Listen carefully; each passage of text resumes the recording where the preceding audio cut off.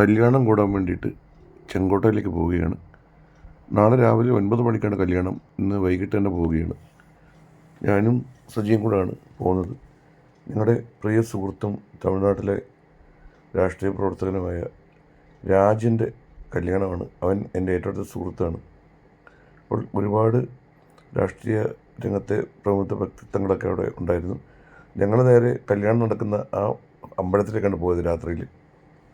അവിടെ ചെന്നപ്പം അവിടെ ഈ ഫ്ലെക്സുകളൊക്കെ, തമിഴ്നാട്ടിലെ ഏത് ചടങ്ങുകളുണ്ടെങ്കിലും ഒരുപാട് ഫ്ലെക്സുകൾ അവിടെ ഇങ്ങനെ വിൽക്കാറുണ്ട്.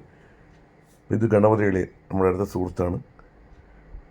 അവിടെ വന്നപ്പോൾ ഒരു സന്തോഷമുള്ള കാര്യം, അവരുടെ സുഹൃത്തുക്കളുടെയൊക്കെ ഫ്ലെക്സ് ഫോട്ടോ വയ്ക്കാറുണ്ട്. അങ്ങനെ എൻ്റെയും ഫോട്ടോ രാജ് ഫ്ലെക്സിൽ വെച്ചിട്ടുണ്ടായിരുന്നു. എൻ്റെ ഉണ്ടായിരുന്നു, അതുപോലെ തന്നെ സജിയുടെ ഉണ്ടായിരുന്നു, രയിത്തണ്ണൻ, രാജേഷ്, ഒരുപാട് സുഹൃത്തുക്കളുടെ എല്ലാം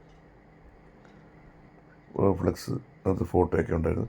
അപ്പോൾ രാത്രി നല്ല രസമാണ്, നല്ല കാറ്റാണ് അവിടെ കേട്ടത്. നല്ല കാറ്റും ഒരു പ്രത്യേക അന്തരീക്ഷമാണ്. ഞങ്ങൾ ഒരു മണി വരെ അവിടെ ചിലവഴിച്ചതിന് ശേഷം അപ്പോഴും പുനലൂരിലുള്ള രാജേഷണ്ണൻ അവരും സുഹൃത്തുക്കളൊക്കെ അവിടെ എത്തിയുണ്ട്. അവരുമായിട്ടൊക്കെ ഒരു വീഡിയോ ഒക്കെ എടുത്തു.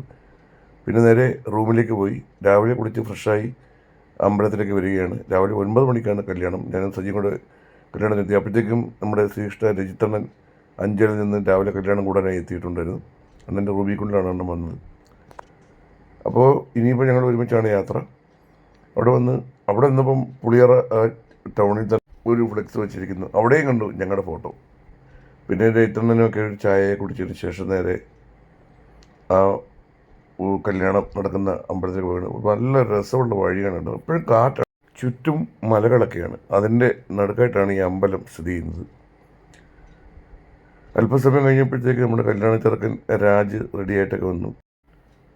പിന്നെ അവനെ ഒന്ന് കണ്ടു. പുള്ളി നല്ല തിരക്കിലൊക്കെയാണ്. ഇനിയിപ്പോൾ മുഹൂർത്ത സമയമൊക്കെ ആവാറായി. ഇനി നേരെ അമ്പലത്തിൽ പോയി ആ മുഹൂർത്തമൊക്കെ ഇത് കാണണം. അവിടെ ഒരു നല്ല മരം കണ്ടു കേട്ടോ. നല്ല രസമാണ് അതിനകത്തെ പൂക്കളൊക്കെ. പിന്നെ നമ്മുടെ സുഹൃത്ത് ബുള്ളറ്റ് സന്തോഷ്, രയിത്തണ്ണനെ, അതുപോലെ തന്നെ അഞ്ചല്, നമ്മുടെ വിജീഷ് അടിയനെ, എല്ലാവരും ഉണ്ട്. അപ്പോഴത്തേക്ക് അവിടുത്തെ MP MLA ഒക്കെ അവിടെ വന്നു. ഇനിയിപ്പോൾ മുഹൂർത്തം ആവാറായി. അപ്പോൾ ഞങ്ങൾ അമ്പലത്തിലോട്ട് പോവാം.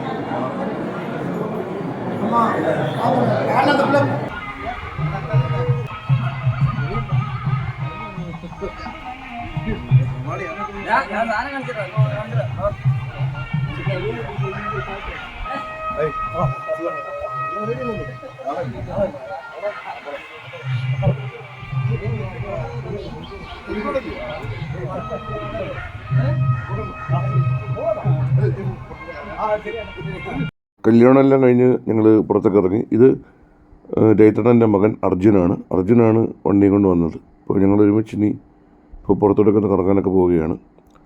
നല്ല കാറ്റെന്ന് വെച്ചാൽ ഒടുക്കത്തെ കാറ്റാണ് കേട്ടോ. നല്ല തണുപ്പുമാണ്. ഇനിയിപ്പോൾ യാത്ര ഞാൻ റൂബിക്കുള്ളിലോട്ടാക്കി. കാരണം രയിത്തണ്ണൻ സജിയുടെ കൂടെ താറിലും റൂബിക്കുള്ളിൽ ഞാനും കയറി. നല്ല യാത്രാസുഖമുള്ളൊരു വണ്ടിയാണ് കേട്ടോ. അടിപൊളിയാണ്. നല്ല പൊക്കവും നല്ല സെറ്റാണ് യാത്രയൊക്കെ. ഞങ്ങൾ തൊട്ട് മുമ്പിൽ തന്നെ നമ്മുടെ സജിയുടെ താറും പോകുന്നുണ്ട്. ഞങ്ങൾ മുമ്പുറയായിട്ട് പോവുകയാണ്. ഇനി പോകുന്നത് നമ്മളൊരു ഫുഡ് കഴിക്കാൻ വേണ്ടിയിട്ട് കൂടിയാണ് കേട്ടോ. റഹ്മത്ത്. നമ്മളെപ്പോൾ ചെങ്ങോട്ട് വന്നാലും ഇവിടെ കഴിച്ചിട്ടാണ് പോകാറുള്ളത്. അവിടെ പോയിട്ട് ഞങ്ങൾ ബിരിയാണിയും പൊറോട്ടയാണ് ഓർഡർ ചെയ്തത്. ഇല്ല, മട്ടൻ ബിരിയാണിയായിരുന്നു. മട്ടൻ ബിരിയാണി ഉണ്ടായിരുന്നു, മട്ടൻ്റെ ചുക്ക, നല്ല ടേസ്റ്റായിരുന്നു. അങ്ങനെ ബിരിയാണിയെല്ലാം കഴിച്ചതിന് ശേഷം രേത്തണ്ണൻ 5 പോയി. ഇപ്പം ഞങ്ങൾക്ക് ഇനി തെങ്കാശി വരെ പോകണമായിരുന്നു. അതൊരു മോട്ടർ മേടിക്കാനുണ്ടായിരുന്നു സജിക്ക്. അവിടെ നല്ല ലാഭമാണ് തെങ്കാശിയിൽ. നമ്മുടെ ആ ഗോപുരത്തിന് തൊട്ടടുത്തുള്ള കടയിൽ നമ്മൾ സ്ഥിരം മേടിക്കാറുള്ളത്. നല്ല എത്ര കണ്ടാലും നമുക്ക് മതി വരാത്തൊരു സംഭവമാണ് ഈ ഗോപുരം. എന്ത് രസമാണെന്നറിയോ, അടിപൊളിയാണ്. അവിടെ നല്ല കാറ്റുമാണ്. അപ്പോൾ സജി ഞാനും കൂടെ പോയി അവിടെ പോയി ഒരു 2-3 ഫോട്ടോ വീഡിയോസൊക്കെ എടുത്തു. നല്ല അടിപൊളി കാറ്റും തണുപ്പൊക്കെയാണ് അവിടെ. നല്ല വെയിലുണ്ടെങ്കിലും വെയിലിൻ്റെ ചൂട് നമ്മൾ അറിയുന്നില്ല, അത്രയ്ക്ക് കാറ്റായിരുന്നു. അപ്പോൾ ഓക്കെ, ഇനിയിപ്പോൾ ഞങ്ങൾ തിരിച്ച് മോട്ടറൊക്കെ മേടിച്ചു. ഇനി നേരെ വീട്ടിക്കലിലേക്കാണ്. അപ്പം ഒരു കല്യാണം കൂടാൻ വന്നു, കല്യാണം കൂടി. അതുപോലെ തന്നെ കുറേ നല്ല വീഡിയോസൊക്കെ എടുത്തു. തെങ്കാശിയിൽ വന്നു. ഇനിയിപ്പോൾ നേരെ വീട്ടിക്കലിലേക്ക്. ഓക്കെ.